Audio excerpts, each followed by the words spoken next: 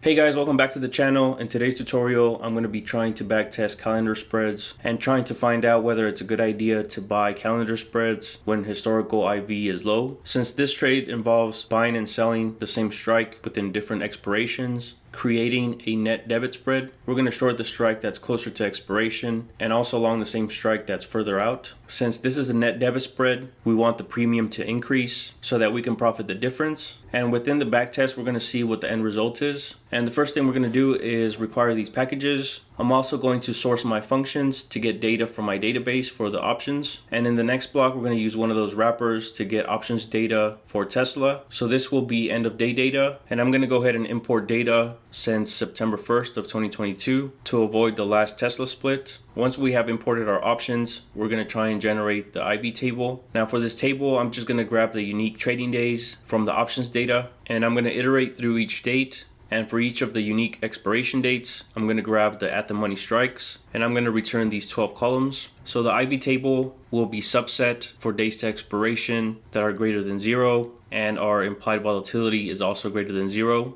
And if you're using your own data, your IV table should look similar to this. So we have our Greeks, the mid price for the options, the expiration date, the flag, whether it's a call or a put, the strike price, where the stock closed, the trading day of when this options data was collected, and the number of days left to expiration. Once we have this table, we're going to focus on the IV column. So back in our script, we're going to create deciles on our implied volatility. And here we have printed out the range, and we're going to use that later on in the script. Now in the next block, we're going to build a function to backtest the calendar spreads. We're going to pass in the IV for the short strike. Whatever you pass in for this parameter will essentially subset all of our option cases that are less than or equal to this IV. We also need to pass in our trading day and also the IV table we generated within the script. So it's going to use the trading day and subset all of our options to only that specific day. We're going to split our calls and our puts. Now it's going to test whether or not it's able to find any options in that particular trading day that meet the IV short criteria. If it's able to find an instance, we're going to return the option with the highest IV in case there's more than one row. And we're going to pair that with the long call. Now for the long call, we're going to subset an option with the same strike that has a greater number of days to expiration than our short strike, and that has an IV greater than or equal to our short strike. In case there's more than one instance, we're going to return the long call with the lowest IV. And if it's able to find a pair, it'll go ahead and R-bind those results. Otherwise, it'll return null. Similarly, we're going to do the same thing for the puts. So we're going to go through that process, return the pairs, otherwise return null. And if it's able to identify either calls or puts, it'll return that data within the function. Now we're going to use that function and pass in our unique trading days from our database. And for the IV, we're going to focus on the 10% decile. So the end result for this table should look similar to this one, where we have our IV and our Greeks, the mid price, the expiration, the flag, the strike, the stock close,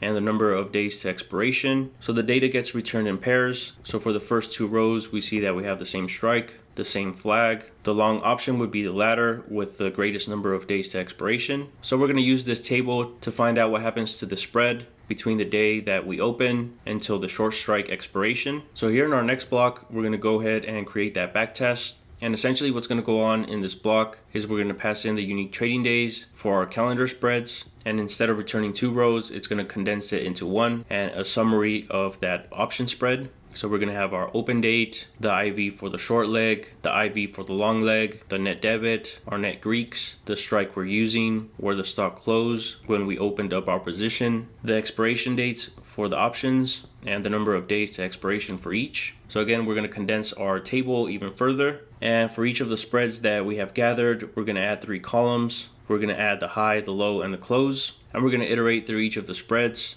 and fill in those columns. We're going to be able to see the high, the low, and the close throughout the life of the spread. And if we open up that data table, we have summarized our spreads. So for instance, in this first row, we have a call spread opened up on this date. We have our IVs, the net debit, our net Greeks along with the strike price, where the stock closed on this trading day, the expiration for each of the legs, the number of days to expiration, and also the high, the low, and the close throughout the life of the spread. So at least for this row, we see that we opened up our spread at 305. It hit a high of 627, a low of 230, which is where it closed at. So it was able to find a total of 131 spreads. and I thought it would be a fun idea to plot the results.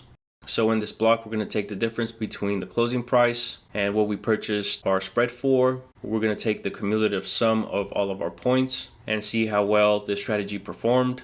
And I'm also going to split between calls and puts. And from the plots here, they all look similar, where the spreads lost the majority of the premium instead of gaining it. And we have this interesting period in all of the cases where the spreads seem to have gained in premium. And I have yet to figure out or narrow down on this specific range, but it looks like it's happening for both the calls and the puts. Well guys, this concludes the video. I just wanted to showcase how to manipulate the options data, create the calendar spreads, and see the end results of this type of option strategy. I'll leave a link down in the description area to my Patreon where you can find this script. Please consider subscribing to the channel if you haven't done so already. Thank you so much for watching, and I'll see you guys in the next video.